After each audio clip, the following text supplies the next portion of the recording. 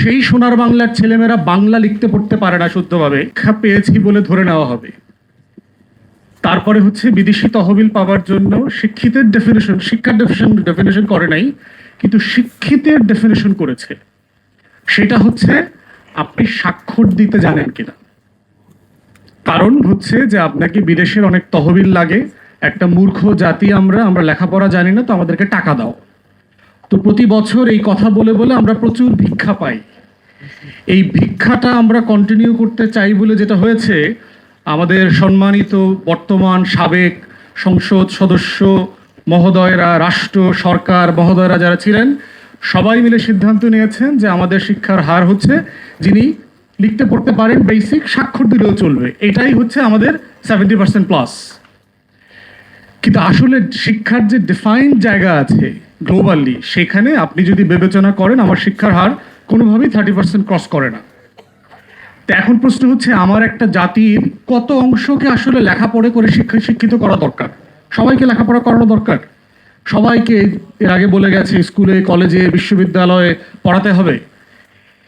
এই অর্গানাইজড এডুকেশনের সিস্টেমটা হচ্ছে it's a by product of industrial revolution. আপনি দেখবেন যে হিস্টোরিক্যালি লেখাপড়াটা সংযুক্ত ছিল ধর্মীয় প্রতিষ্ঠানের সাথে। অক্সফোর্ড, কেমব্রিজ, হার্ভার্ড, নটরডেম, এর প্রত্যেকটা প্রতিষ্ঠানের হিস্ট্রি দেখবেন এটার সাথে হচ্ছে আপনার স্থানীয় চার্চের সম্পর্ক ছিল। পাদ্রি এলাকার ছেলেবেলেকে ডেকে ওখানে লেখাপড়া করাতো, এবং এটাই আস্তে আস্তে গ্র্যাজুয়ালি ডেভেলপ করেছে। অর্গানাইজ লেখাপড়ায় মুসলমানদের কন্ট্রিবিউশন আরও পুরাতন। আল কারাউইয়ুন, যে মরক্কোর সেই বিখ্যাত বিশ্ববিদ্যালয়, যেটা অর্গানাইজড প্রসেসের মধ্য দিয়ে 1100 বছর হয়ে গেছে, এটা পারফর্ম করছে, পৃথিবীর ওল্ডেস্ট ইউনিভার্সিটি। তাহলে ইন্ডাস্ট্রিয়াল রেভলিউশনের পরে কেন সার্টেনলি রাষ্ট্রগুলো, রাজ্যগুলো, এম্পায়ারগুলো বোধ করছে যে আমার একটা শিক্ষা কারিকুলাম দরকার, একটা মেকানিজম দরকার? কারণ তার কর্মচারী দরকার, কারণ তার স্পিনিং মিল করছে। আপনি বেডফোর্ডের কথা চিন্তা করেন, ম্যানচেস্টারের কথা চিন্তা করেন, বার্মিংহাম, ওল্ডহ্যাম, লিভারপুল, এই শহরগুলো তখন কি করছে? আমার মতো বেঙ্গল কলোনির মতো সারা দুনিয়া থেকে রিসোর্স এক্সট্রাক্ট করে সেখানে সে কাপড় বানাচ্ছে, সেখানে সে তুলা বানাচ্ছে, সেখানে সে স্পিনিং ডাইং ফ্যাক্টরি তৈরি করছে, সেখানে সে সাইকেল তৈরি করছে, সেখানে সে টেকনোলজিক্যাল ডেভেলপমেন্ট তৈরি করছে, এবং এইটা সে আবার আমার কলোনির বাজারে হাই ট্যাক্সেশন দিয়ে বিক্রি করছে। তাহলে এই কাজটা করবার জন্য তার তো ট্রেইনড ফোর্স লাগবে। এই ইন্ডাস্ট্রিয়াল, এই শিল্প বিপ্লবের কর্মচারী তৈরি করবার জন্য হচ্ছে তারা অর্গানাইজ লেখাপড়া শুরু করে। এবং এখনও ইংল্যান্ডের অধিকাংশ স্কুলের মালিক হচ্ছে চার্চ অফ ইংল্যান্ড, এখনও অ্যাজ অফ টুডে।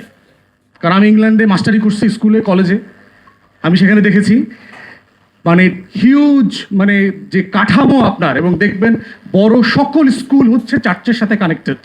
বড় বড় চার্চের সাথে ওখানকার সবচেয়ে বড় প্রাইভেট স্কুল, গ্রামার স্কুলগুলো সেখানে কানেক্টেড আছে। যদিও আমাদের সুশীল বাঙ্গু এলিটরা শুনলে তো ওর তো আজকে হার্ট অ্যাটাক হয়ে যাবে। বলে কি, ধর্মীয় প্রতিষ্ঠানের সাথে লেখাপড়া, ইমান ইজ্জত কিচ্ছু থাকবে না তো। শুভেন্দু অধিকারী শুধু অসন্তুষ্ট হবে না, বাংলার যে সুশীল শাহবাগী শুভেন্দুরা আছে তারাও কষ্ট পাবে এই কথাগুলো শুনলে। তাহলে সেই জায়গাতে আমাদেরকে আজকে as a nation and country we have to define আমরা আসলে শিক্ষা বলতে আমরা আসলে কি অ্যাচিভ করাতে চাই আমার এই 20 কোটি জনগোষ্ঠী থেকে। আমার এই 20 কোটি জনগোষ্ঠীর জন্য কি দরকার? আমার কয়েকজন ডাক্তার দরকার, আমার কয়েকজন ইঞ্জিনিয়ার দরকার, আমার কয়েকজন অ্যাকাউন্টেন্ট দরকার, আমার কয়েকজন লয়ার দরকার। যেই জিনিসটা ফর্দে কেফায়া আকারে আমরা শরিয়াতে পড়েছি, যে কিছু জিনিস আপনার দরকার, সবার জন্য দরকার নাই, সবাইকে সেটা বানাইতে হবে না, আপনার এজ এ নেশন ফাংশন করবার জন্য দরকার। আপনি সেখানে কি করছেন? সোনার বাংলায় প্রত্যেক জেলাতে জেলাতে মেডিকেল কলেজ, প্রত্যেক জেলাতে জেলাতে বিজ্ঞান ও প্রযুক্তি বিশ্ববিদ্যালয় নামে মূর্খ এবং বেকার তৈরি করবার কারখানা বানিয়েছেন, জাতীয় বিশ্ববিদ্যালয় বানিয়েছেন। আপনার ঢাকা বিশ্ববিদ্যালয় থেকে শুরু করে প্রত্যেকটা পাবলিক ইউনিভার্সিটিতে ফিজিক্স আছে, অথচ এই সোনার বাংলায় একজন ফিজিসিস্ট নাই। কেমিস্ট্রি আছে কিন্তু কোনো কেমিস্ট্রি রিসার্চ নাই। আপনার এখানে বায়োলজি আছে, অথচ আমাদের দুনিয়া সেরা কোনো বায়োলজিস্ট নাই। আপনার এখানে সব সাবজেক্ট আছে কিন্তু সাবজেক্টের কোনো মানে এক্সপার্ট এখানে নাই। তাহলে ওগুলো কেন আপনি রেখেছেন? আমরা দেখবেন, আমরা যারা সোকল আমাদের জেনারেশনে ভালো ছাত্র ছিলাম, সবাই আমরা কিন্তু কেউ বাংলাতে ভালো নাম্বার পেতাম না, আমরা ইংরেজিতে বেশি নাম্বার পেতাম। বাংলা ভাষাটা দুর্বোধ্য মনে হতো। এবং এখনও দেখবে, এখনকার জেনারেশনে দেখলাম একই সিচুয়েশন। তাহলে যেই ছেলেমেয়েরা 12 বছর ধরে বাংলা পড়ে, ইংরেজি পড়ে, সেই সোনার বাংলার ছেলেমেয়েরা বাংলা লিখতে পড়তে পারে না শুদ্ধভাবে, ইংরেজি লিখতে পড়তে পারে না। এবং অ্যাজ ইফ নতুন করে আমরা একটা শিক্ষা সংকটে পড়েছি তা না, it has been A crisis. আমরা এই সংকটেই ছিলাম, এই সোনার বাংলায় লেখাপড়া ছিল না, এবং ছিল না এই জিনিসটাও আমাদের পলিটিশিয়ানরা বোঝার মতো ছিলেন না, কারণ তারা বস্তি আর চাঁদাবাজির মধ্য দিয়ে তারা পার্লামেন্ট পর্যন্ত গেছেন। এরা কেউ লেখাপড়া করে পার্লামেন্টে যায় নাই।